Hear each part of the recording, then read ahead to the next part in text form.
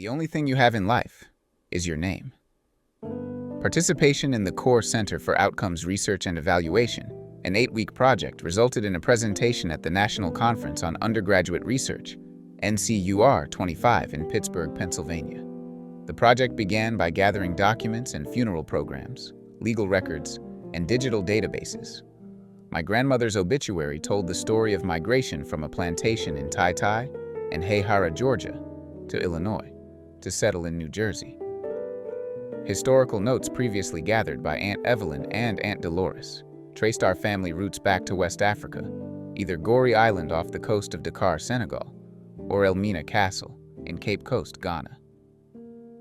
A recent DNA test shows a 27% match with descendants of Nigeria, West Africa. The American truth is that slavery was brutal, violent, and racism was rampant during the founding of the nation. Some now fight to remove books from library shelves, pass laws against teaching about Black history, and equality initiatives to justify racial profiling to avoid their descendants being embarrassed. White supremacy is treated as a footnote rather than a feature of this nation.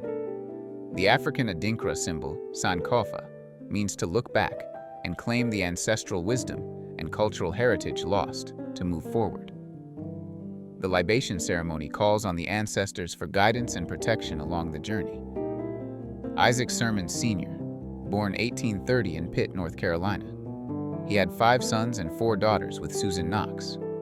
The 1860 slave schedule shows him as a slave on the plantation of a white man named Elias Sermons.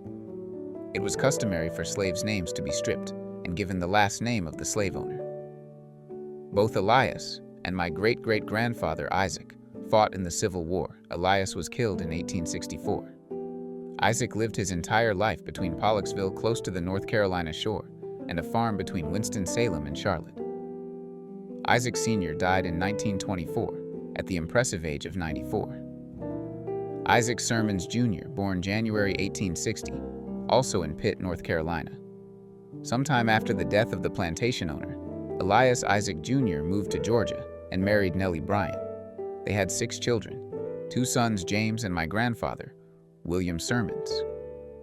Isaac Jr. died January 2, 1935, in Waynesville, Georgia, age 75. William Sermons, born 1895, Tarboro, Georgia. He had 1 son, James Charles, and 4 daughters with Mattie Jane Thomas, who lived to be 100.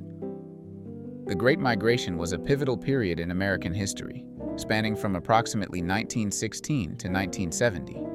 During this time, millions of Negroes moved from the rural southern United States to the urban North and West in search of better economic opportunities and to escape the oppressive conditions of the Jim Crow South. This mass movement significantly reshaped the demographic, cultural, and social landscape of the nation. My grandfather William was a man of many talents and ambitions. He and his wife Mattie moved north to Evanston, Illinois, where he trained to be an auto mechanic. Once certified, the family settled in Somerville, New Jersey, built a 3-car garage in the back of the house, and opened Acme Auto Shop. The shop slogan was, "If I can't make it run, it must be a snail." His business thrived, catering to the needs of the local community. His entrepreneurial spirit was not just limited to his auto repair shop. It was a trait passed down through generations. He served in the armed forces, then died on February 7, 1962, in Somerville, New Jersey.